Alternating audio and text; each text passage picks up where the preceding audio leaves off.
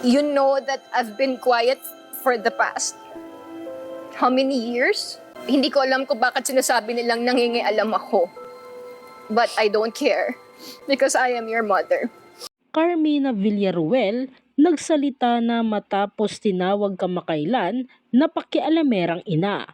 Iyak ng iyak si Carmina Villaruel habang nagbibigay ng mensahe para sa ika-23 kaarawan ng kanyang anak na si Mavi Legaspi. Nag-celebrate ng birthday ang kambal na anak ni Carmina at Zoren Legaspi na sina Mavi at Cassie noong January 6 sa programa nila sa GMA7 na Sarap Diba. Pero mas naging emosyonal nga si Carmina sa kanyang birthday message kay Mavi na may connect sa usaping love life at pagkikipagrelasyon. Ito'y dahil nga sa issue ng umano'y controversial na paghihiwalay ni na Mavi at Kylene Alcantara bago matapos ang 2023. Kasabay nito ang pag-ookray sa binata ng mga bashers na tumawag sa kanya ng ultimate mama's boy. Say ni Carmina, boto naman daw siya sa sinumang manliligaw kay Cassie at liligawan ni Mavi pero sana raw ay marerespetong tao ang mga yon.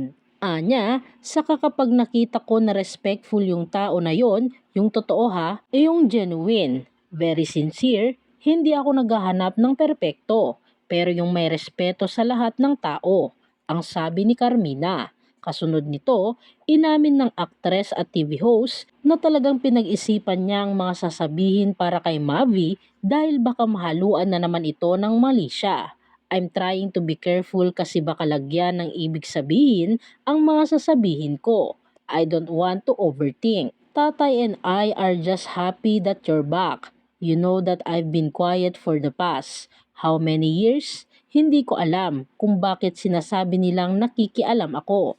But I don't care because I am your mother.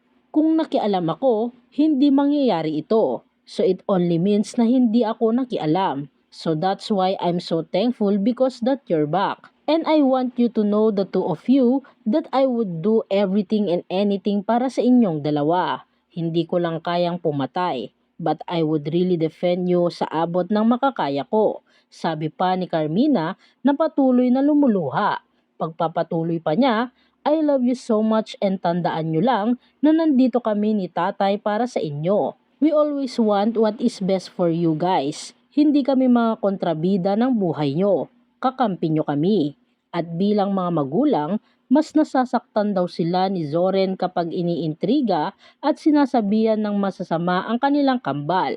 Anya pa, kasi hindi naman po kami palaaway. Ayaw namin yon. Gusto lang namin ng peace and love sa lahat. So yun lang. Happy birthday guys. I love you. Anya pa niya. Matatandaang bago magpaalam ang 2023 ay nabalitang hiwalay na sina Mavi at Kylie Alcantara at kung ano-anong malilisyosong chika ang naglabasan tungkol sa dahilan ng breakup.